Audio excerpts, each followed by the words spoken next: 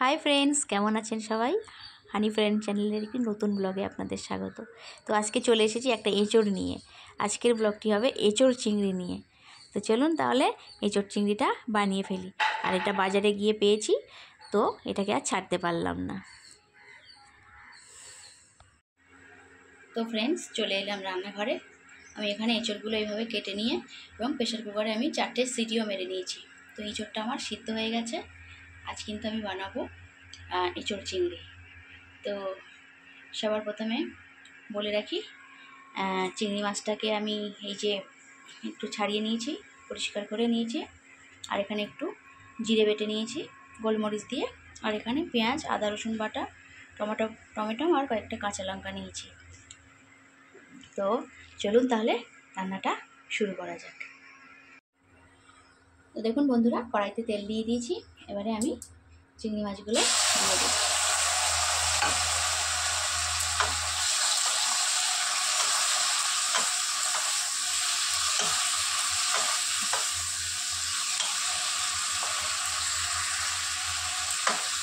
একটু এপিট করে ভেজে নেবো, নিয়ে নামিয়ে দেবো। বেশিক্ষণ কিন্তু ভাজবো না। আর আমি রবিবারের দিন বাজারে গেছিলাম, দেখলাম ওখানের বাজারে ছোটো ছোটো এরকম এঁচড় বাজারে উঠেছে। তো আর ছাড়তে পারলাম না। তবে এঁচড়গুলো অনেক দিনের পাড়া ছিল মনে হয়, তো একটু দেখতে যেন কালো কালো দেখতে হয়ে গেছে। তো অসুবিধা নেই, পেয়েছি, এটাই অনেক বড় ব্যাপার। তো ফ্রেন্ডস, আমার চিংড়ি মাছটা ভাজা হয়ে গেছে। এবারে আমি ওই কড়াইতে তেল দিয়ে দিচ্ছি।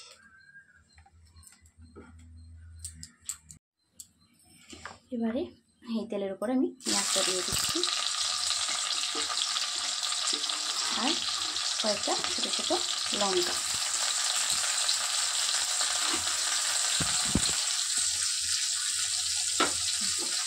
এবারে আমি পেঁয়াজটা ভালো করে একটু ভেজে নিই।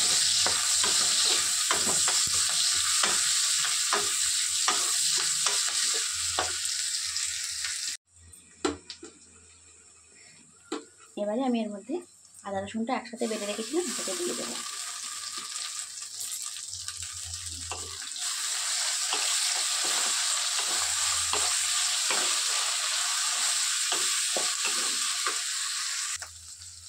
আদা রসুনটা ভাজা হয়ে গেছে। এবার আমি টমেটোগুলো দিয়ে দেবো। টমেটোগুলো দেখে খোলা সব সারিয়ে নিয়েছি, একটু খোলা নিই, আবার রিমুভ করা আছে।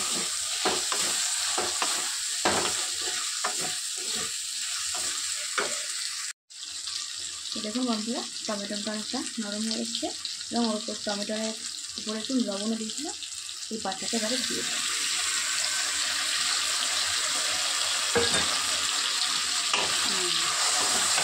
মশলাটা কিন্তু রেডি হয়ে যাচ্ছে। এবারে এর উপরে একটু লঙ্কার গুঁড়ো আর ধনিয়ার গুঁড়ো আর হলুদটা দিয়ে।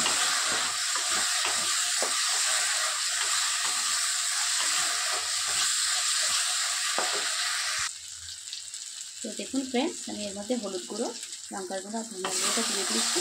কারণ আমি এক হাতে ক্যামেরা ধরছি, তো আমার জায়গাটা খুবই সংক্ষিপ্ত, তো তার জন্য আমি আর দিতে পারলাম না। পরিমাণটা আমি 1 চা চামচ করেই সব দিয়েছি। তো দেখুন ফ্রেন্ডস, আমার মশলাটা কিন্তু হয়ে গেছে বানানো। এবার আমি এর মধ্যে এঁচড়টাকে দিয়ে দেবো, সিদ্ধ করা এঁচড়।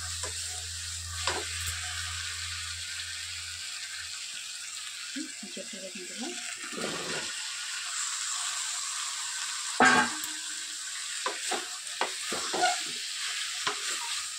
ভালো করে একটু কষিয়ে নেব।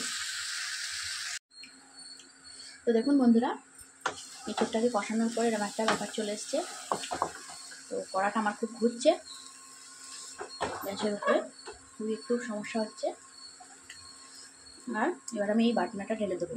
এতে আমি 4 পিস মতো এলাচ, একটু লবঙ্গ, ডালচিনি এগুলো বেটে দিয়েছি। আর কষার সময় দিলে মনে হয় এটা ভালো করে একটু কষিয়ে নিলে টেস্টটা আরও সুন্দর হয় ছড়িয়ে দেওয়ার থেকে। তো আর একটু ভালো করে কষিয়ে নেব।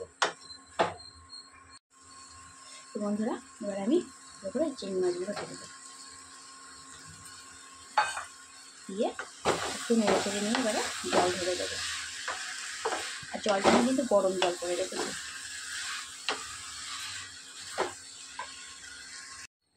তো দেখুন বন্ধুরা, আমি এই এঁচোড়ের মধ্যে গরম জলটা ঢেলে দিয়েছি এবং এটা ফুটছে।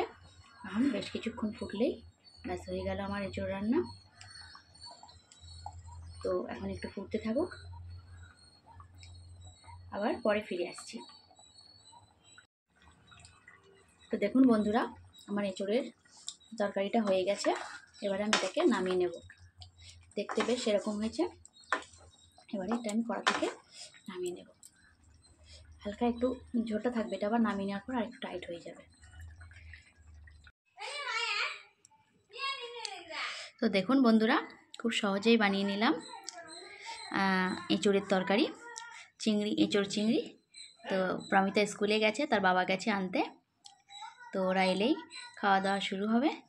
আর আমি এখন একটু একটা ছোট বাটি করে তুলে পাশের ঘরে দিদিভাইকে একটু দিয়ে আসি। আর আমার ব্লগটা আমি এখানেই শেষ করছি। আবার চলে আসবো নতুন কোনো ব্লগে নতুন কোনো রান্না নিয়ে। আজকের মতো আসি। সবাই ভালো থাকবেন, সুস্থ থাকবেন। দেখা হচ্ছে তাহলে পরের ব্লগে। টাটা।